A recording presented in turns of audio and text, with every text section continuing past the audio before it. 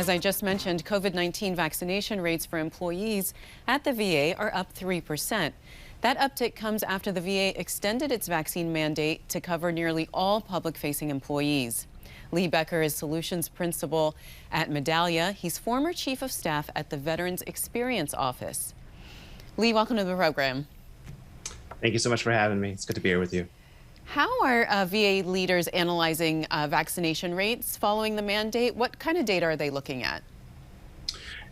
Yeah, so I think, if we take a step back looking at VA, first off, very proud of VA. For all of us, we should be very proud of them, of their leadership during the time of COVID, and thinking about all the incredible people that have served so honorably on the front lines. VA, as you know, one of the first to actually give out the vaccine to veterans and also to civilians too, as well, and actually now family members. And of course, now with taking care of their employees, make sure they're all vaccinated. So just truly tremendous. And, just as you think about the technology, first off, the culture of VA, the aspect around, hey, we have to improve the experience. We have to increase trust, because trust is a key aspect around to want to take the vaccine. So that's a piece that, frankly, we're struggling across the country and across the world about the trust aspect. How do we make sure that we have to address that? This is on the heels of course, we're about to expect any day now, Pfizer to approve the vaccine, right? A full approval of it. So I think that's going to be huge when we see Pfizer, Moderna, and J&J, all three getting those approvals. I think that will be really tremendous as well. And then the technology for the VA to be able to adopt the highest best technology to be able to understand the gaps, whether it is the gaps in trust or the gaps in where they need to provide the vaccine. It's been really tremendous to see that across the board. So VA leaders, I mean, it's a war effort.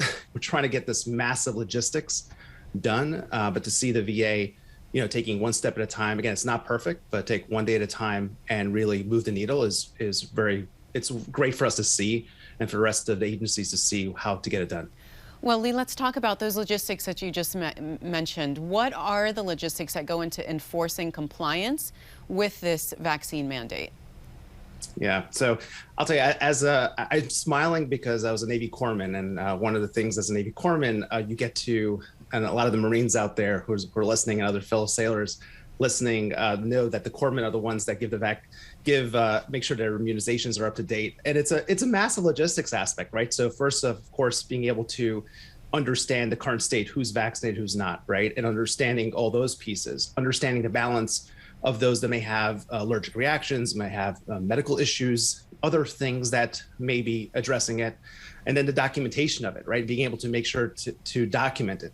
But also one of the funnest things, I'll tell you, for me, I know fun is not a word, but still, was to take the vaccine, take the immunizations. I remember my time in the military, take it into a little medical bag, and go to those that, to the flight line, to the field, and give the vaccines right there, right? So that's logistics aspect, right? So instead of having them come to my clinic to get vaccinated, I would go to them to do that. It's awesome to see some of that type of principles being applied now. So at VA, they've done, of course, being the largest medical healthcare system, frankly, in the country, but being able to provide flexibility around when to get the vaccine, how to get the vaccine, I think has been truly tremendous. But the documentation aspect, I think, has been one of the greatest challenges, specifically around the exemptions.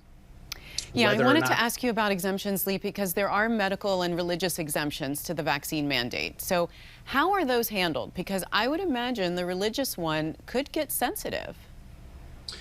Absolutely. And I think this is a key piece around, empathy, right? I think empathy, we need to turn this time. This is tough for everyone. Everyone has been affected by this. It has either been infected by this COVID vaccine or affected by it, right? So everyone, or COVID, or the pandemic in general, right? So when we talk about this vaccine, it is sensitive. I mean, when you have, and it may sound counterintuitive, when you have someone that says, well, for a medical, how could you have a medical exemption for a COVID vaccine? The whole purpose of the COVID vaccine is to prevent you to have, especially if you have medical issues, it's supposed to make sure that you're, protected in that way. That being said, I think, again, the fact that FDA hasn't fully approved, I mean, again, it's emergency, we went through the emergency approvals. It's been amazing, the science around it, how quickly and we know it's safe, but still it's not been fully approved. So for that reason, there's a lot of ink still, right? And we're going to see this being approved very, very soon. I have no doubt about that. But until then, the solution for that is that the employee will need to have documentation from their provider to say that they can't have it, right? They can't take the vaccine. That's typical in any, in a workplace. If there's something that we're being asked of someone that they can't do because they're a medical issue, they're going to need to have that documentation. Of course, HIPAA is going to be important. Well, Lee, it sounds like we've just heard that the Pfizer vaccine just got approval. We're just hearing that. So that just happened. Great. But what about the religious exemption? Well, that's great news about Pfizer. That is so exciting. So the religious exemption is, again, it's important that we need to take into that consideration. I think, I'm very proud during my time working in the federal government as, being Jewish, having the ability to practice, practice that and not having to, again, we have the high holy days coming up. So, I think we need to consider that aspect. And that's something that, again, it requires empathy. And if an employee has this strong, religious exemption because of that religious need, they can't take it right now, then that's something that they need to, again, it needs to be documented, and then that exemption will be addressed. That being said, those employees need to be aware that they're going to be required to have, routine tests, of course, having masks all the time, et cetera. So there's going to be requirements to manage that aspect as well. But, again, empathy is the key thing, right? We need to, as leaders, we have to be able to listen to all of our employees.